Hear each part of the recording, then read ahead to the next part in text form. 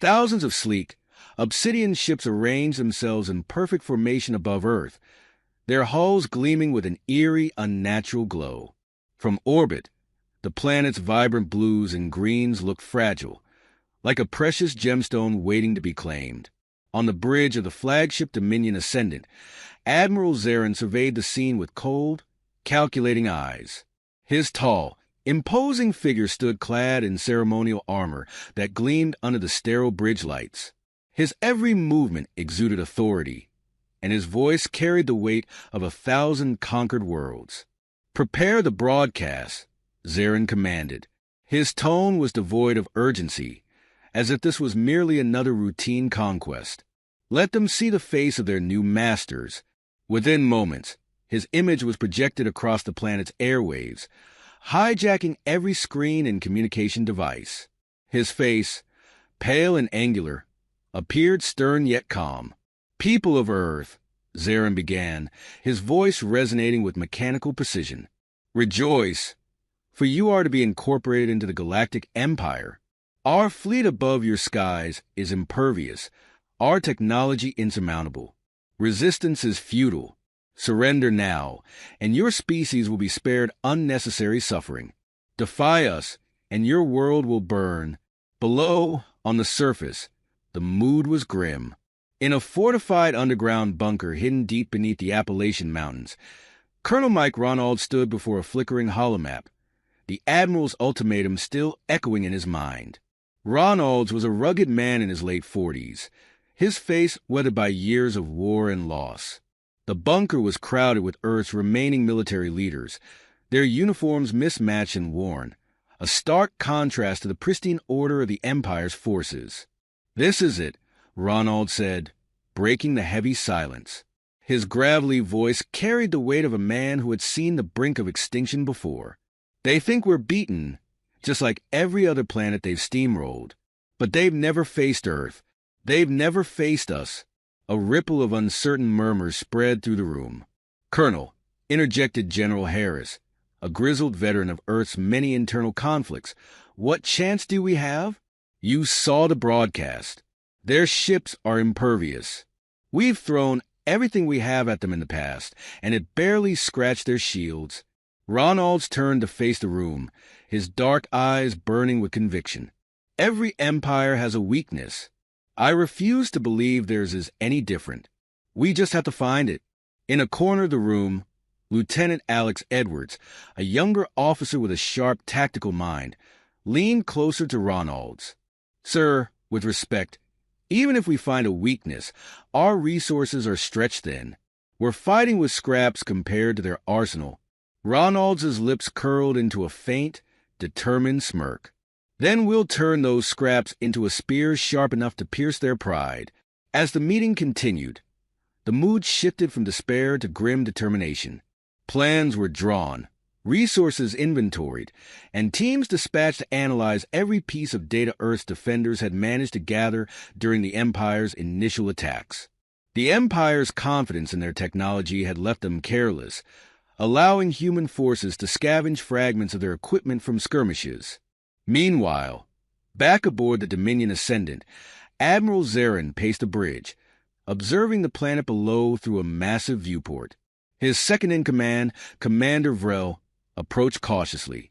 "Admiral," Vrel said, his voice tinged with unease, "do you not find it curious that these humans haven't surrendered outright? Most species are broken by our arrival alone." Zarin dismissed the concern with a wave of his hand. "Curious, perhaps, but irrelevant.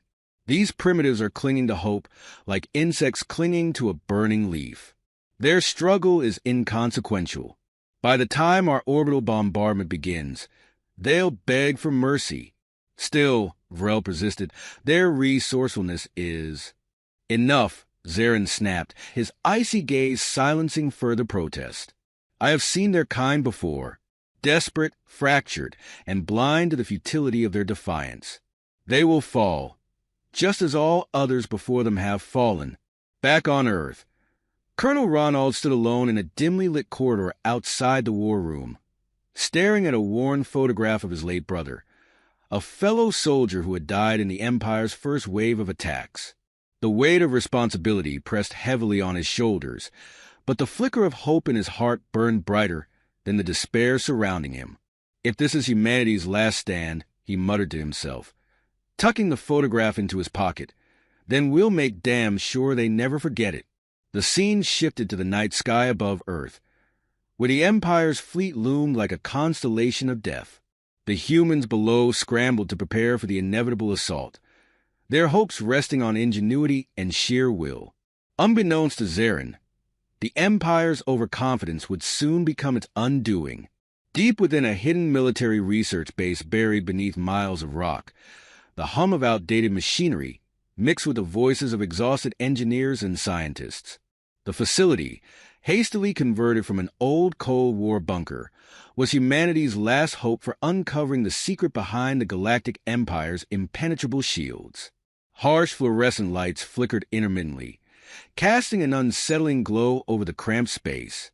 At the center of the chaos stood Dr. Mike Havel, an unkempt man in his early 50s, his lab coat perpetually stained with grease and soot. His wild, untamed hair matched the frenetic energy with which he worked. Despite his disheveled appearance, his piercing blue eyes shone with a razor-sharp intellect that had earned him respect even among Earth's dwindling scientific community. Again, Havel barked, gesturing toward a cracked holographic display. His voice carried a manic edge as he pointed to a fragment of alien circuitry salvage from one of the Empire's drones. "We're missing something. Run the frequency test again."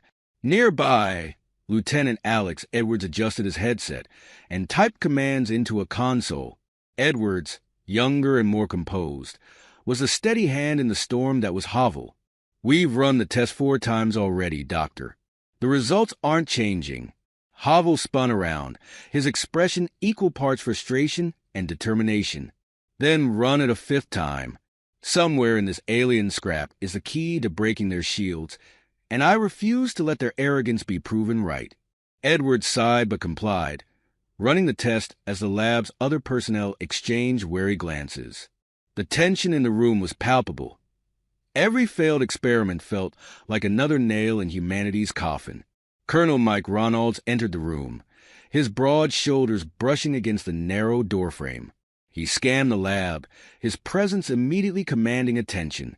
"Havel, report." "Colonel," Havel said, straightening, though his tone retained its edge, "we've identified the base composition of the Empire's shields, an energy field harmonized across multiple spectrums. It's adaptive and self-reinforcing, which is why conventional weapons can't penetrate it. And," Ronalds pressed, his voice low and steady, "and," Havel continued, gesturing animatedly, "I believe there's a flaw. During high-energy impacts, the shields emit a minute energy fluctuation, a ripple, if you will. It's almost imperceptible, but if we can synchronize an attack to exploit that ripple, we could destabilize the entire system." Ronalds frowned. "Almost imperceptible? Are we betting humanity's survival on a maybe?" "It's more than a maybe," Havel snapped, stepping closer. "It's science. I just need more time to fine-tune the frequency modulation." "We don't have time," Ronalds replied firmly. "The Empire's fleet is preparing for an orbital bombardment. We need results now." The weight of Ronalds' words silenced the room. Havel stared at him, then turned back to his equipment. "Then we push harder. I'll sleep when this is over." Hours passed as the team worked tirelessly, analyzing data and running simulations. Finally, as the clock ticked past midnight, a breakthrough occurred. The room erupted into a mix of cheers and relieved sighs as the holographic display lit up with promising results. "It works," Havel said, his voice tinged with awe. "By firing a low-frequency electromagnetic pulse just before a concentrated kinetic impact, the shields collapse momentarily. The key is timing. It has to be precise." Edwards looked at the screen, his brow furrowed. "How do we implement this in the field? Most of our anti-aircraft systems are decades old. Retrofitting them will take weeks, and we don't have weeks." Ronalds' expression hardened. "We'll make do. We've done it before, And we'll do it again. Havel, prepare schematics for retrofitting. Edwards, coordinate with the logistics teams and start pulling whatever anti-aircraft platforms we have left out of storage. We'll need to work in shifts. Havel nodded, already lost in thought as he began sketching designs on a nearby tablet. Edwards stepped closer to Ronalds. Colonel, even if we retrofit these systems, what's the plan for deploying them? We don't have enough to cover every major city. Ronalds' eyes narrowed. We don't need to cover every city. We need one victory, just one. If we can take down even a single Empire ship, it'll prove they're not invincible. That's the kind of spark that could reignite the fire in people's hearts. The plan was ambitious, bordering on reckless, but desperation left little room for caution. Teams across the bunker mobilized, dragging rusted anti-aircraft platforms from long-forgotten depots. Engineers worked alongside soldiers, stripping the old systems down to their cores and rebuilding them with Havel's modifications. Despite the exhaustion, a new energy coursed through the base. The prospect of finally striking back against the Empire gave the beleaguered defenders a renewed sense of purpose. As the first modified weapon was assembled, Ronald stood beside Havel and Edwards, watching the final tests. The weapon, a hybrid of human ingenuity and alien technology, looked like a patchwork monstrosity but hummed with a quiet, lethal promise. "It's ugly," Edwards remarked, folding his arms. "It'll get the job done," Havel replied, a rare smile tugging at his lips. Ronalds placed a hand on Havel's shoulder. "Good work. Now, let's see if it lives up to its promise." The modified weapon is successfully tested in the field, targeting a drone and shattering its shields before obliterating it in a fiery explosion. The scene cuts to Admiral Zarin aboard his flagship, his expression darkening as reports of the test reach him. "So," he murmurs, his voice a dangerous whisper, "the insects have found a sting." The tension escalates, leaving readers eager to see how humanity's first strike against the Empire will unfold. The city of Ashfall, once a bustling metropolis, now lay in ruins beneath the Empire's imposing shadow. Crumbled skyscrapers and shattered streets bore silent witness to humanity's struggle for survival. Under the cover of darkness, Colonel Mike Ronalds and Major Ryan Cole crouched behind a barricade of debris, surveying the trap they had painstakingly set. "This feels like madness," Cole muttered, wiping grime from his face. His rugged features were taut with tension. "We're betting everything on these modified guns, and they've only been tested once." Ronalds' gaze didn't waver from the horizon. "Madness is the only card we have left," he replied, his voice steady. "If this works, it's not just a victory. It's proof that the Empire isn't invincible." Around them, scattered squads of soldiers worked in silence, camouflaging the newly retrofitted anti-aircraft platforms among the wreckage.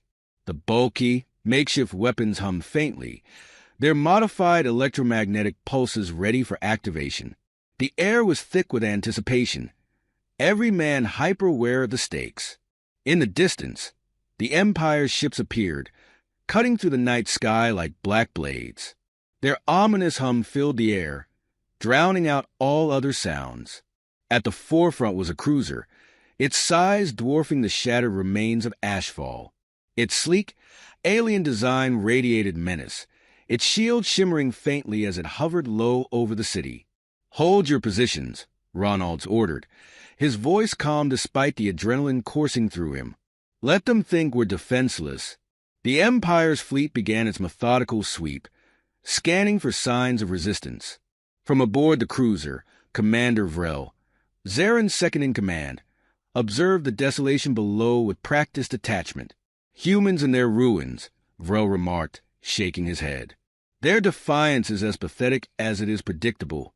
A junior officer approached, saluting stiffly. "Commander, no significant energy signatures detected.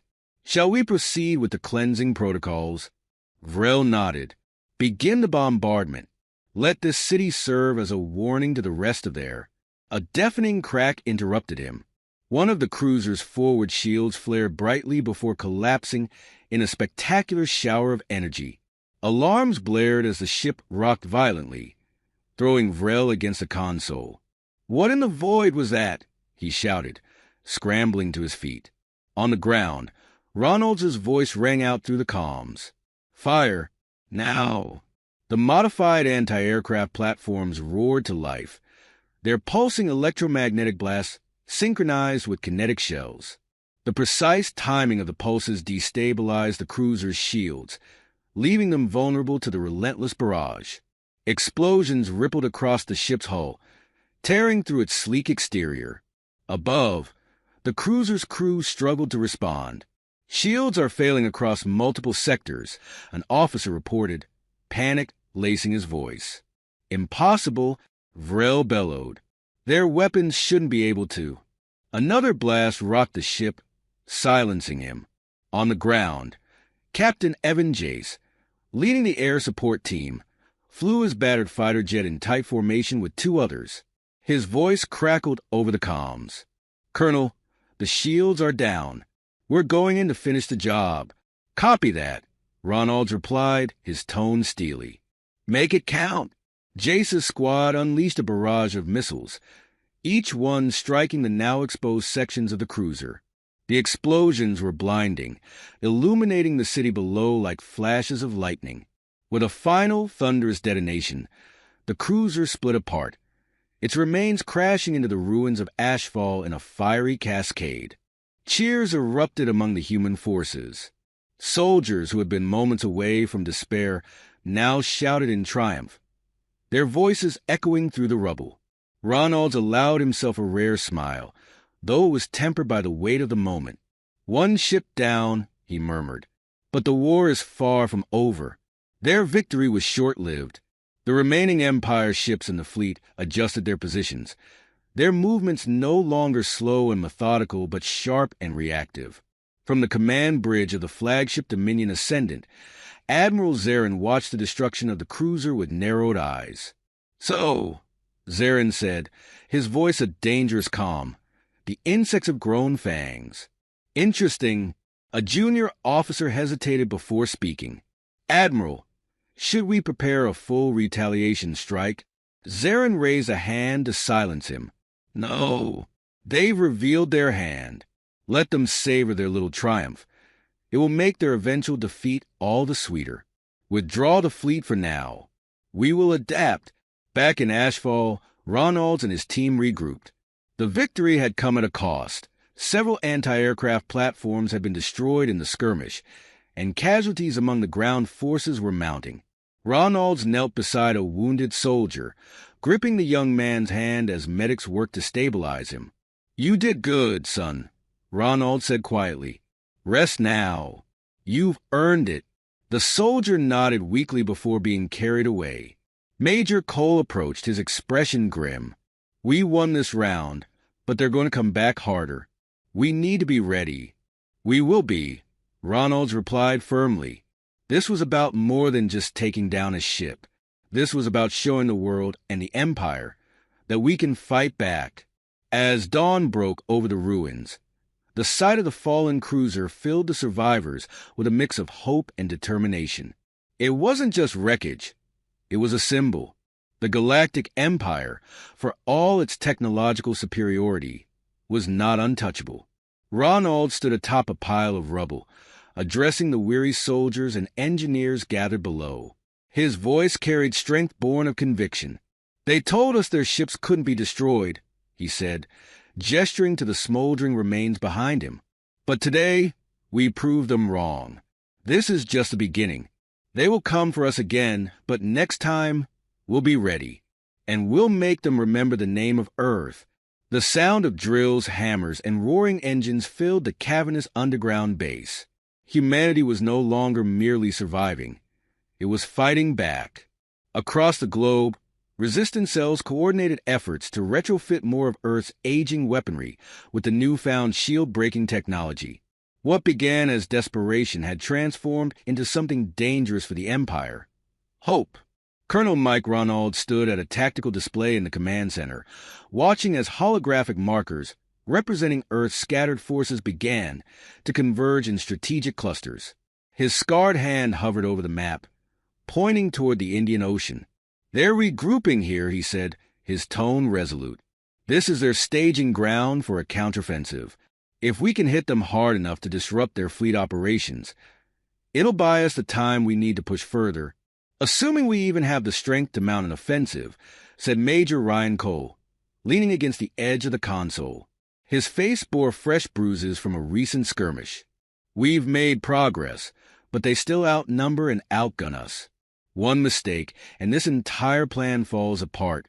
"They outnumber us, sure," interjected Lieutenant Alex Edwards, who had been running simulations on a nearby terminal. "But we've learned their tactics. They underestimate us every time. That arrogance is our biggest weapon." Ronalds nodded. "Exactly. We don't need to destroy their entire fleet. Just enough to shatter their illusion of invincibility. Once other worlds see they can bleed, the Empire will have more than us to worry about." Across the room, Dr. Mike Hovell strode in, carrying a data pad loaded with fresh schematics. His normally frazzled demeanor had shifted to one of steely focus. "The next generation of modifications is ready," he announced. "We've refined the pulse emitters and integrated them into portable missile systems. They'll be easier to deploy and harder for the Empire to counter." Ronald studied the designs, a flicker of approval crossing his face. "Good work, Hovell. Deploy these to our forward units immediately. Time is not on our side." As the team dispersed, Ronalds lingered at the tactical display, his eyes fixed on the holographic representation of Earth. He knew this moment was pivotal. Either they would seize the initiative, or humanity's resistance would crumble under the Empire's next assault. High above the Indian Ocean, the Empire's fleet hovered like predatory birds circling their prey. From the bridge of the flagship Dominion Ascendant, Admiral Zarin observed the gathering human forces with a mixture of curiosity and disdain. "They've become emboldened," Zarin remarked, his voice cool. "Perhaps destroying their capital wasn't sufficient to extinguish their spirit." Commander Vrel stood stiffly beside him, his expression betraying unease. "Admiral, their shield-breaking technology is spreading. If we allow them to grow bolder, it could inspire resistance on other occupied worlds." Zarin's gaze didn't waver. "Then we will crush them so thoroughly that no one will dare to rise against us again." Vrel hesitated. "Permission to speak freely, Admiral?" Zarin inclined his head slightly. "Underestimating them may be a mistake. They've already destroyed one of our cruisers. If they manage another victory—" "They will not," Zarin interrupted, his tone like ice. "You're mistaking a desperate fluke for a legitimate threat. Ready the fleet. I want this planet reduced to ash by nightfall." On the surface, the Resistance had set its plan into motion. In a stretch of open sea near the Maldives, a decoy fleet of old, unmanned ships created the illusion of a massive military presence. The Empire's sensors, attuned to detecting large energy signatures, honed in on the bait. "They're taking it," Edwards reported from a forward observation post, his voice crackling over the comms. "Their cruisers are moving into position." "Hold steady," Ronald ordered. He stood on a concealed platform several miles away, surrounded by newly deployed missile systems and anti-aircraft platforms. The real attack force waited in silence, hidden beneath layers of camouflage. As the Empire's ships descended, the trap was sprung. Pulse emitters activated, their synchronized blasts rippling through the air like silent thunder. The leading cruiser's shields flickered, then failed entirely. Earth's missile batteries erupted in a coordinated salvo, striking the ship's vulnerable underbelly. Explosions tore through its hull, sending pieces of twisted metal spiraling into the ocean below. Before the remaining cruisers could react, fighter squadrons emerged from hidden hangars on nearby islands, their retrofitted weapons blazing. Ronalds' voice rang out over the comms. "Focus fire on their lead ship. We take it down, and the rest will scatter." The battle that followed was chaos. Empire ships unleashed beams of plasma that carved through the ocean, vaporizing water in massive columns of steam. Human forces retaliated with unrelenting precision, exploiting every weakness in the Empire's armor. From the bridge of the Dominion Ascendant, Zarin watched the unfolding carnage, his expression darkening. "How is this possible?" he demanded. "Their technology shouldn't be capable of this." "They've adapted," Vrel said grimly. "We underestimated them." Zarin's jaw tightened. "Then we will not underestimate them again." He turned sharply. "Deploy the dreadnought." The Dominion Ascendant descended into the fray, its massive cannons glowing with ominous light. From his vantage point, Ronald saw the behemoth ship approaching and felt the weight of what was to come. "This is it," he muttered. The final push. As the Dominion Ascendant prepared to fire, Havel's latest innovation was brought to bear. A prototype weapon, a concentrated pulse cannon mounted on a repurposed naval vessel, was aimed directly at the dreadnought. "Target locked," Havel's voice came through the comms. Ronalds gave the order. "Fire." The cannon unleashed a brilliant arc of energy, striking the Dominion Ascendant dead center. Its shields flared violently before collapsing, leaving the ship exposed. Human forces poured everything they had into the opening, missiles and energy blasts hammering the flagship relentlessly. In a final cataclysmic explosion, the Dominion Ascendant was torn apart, its remains plunging into the sea. The battlefield fell silent as the remaining Empire ships retreated, their formation broken. On the surface, cheers erupted among the human forces, their voices carrying a mix of relief and triumph. Ronald stood amidst the ruins of their hidden base, his face grim but resolute. He knew the battle was won, but the war was far from over. "This isn't the end," he said quietly to Edwards, who stood beside him. "But it's the beginning of something they didn't think possible." Edwards nodded, his expression determined. "We turn the tide today. Now we make sure it stays in our favor." Ronalds looked toward the horizon, where the wreckage of the Empire's flagship still smoldered. Humanity had proven it could fight back and win, but as he stared into the distance, he knew the hardest battles were yet to come.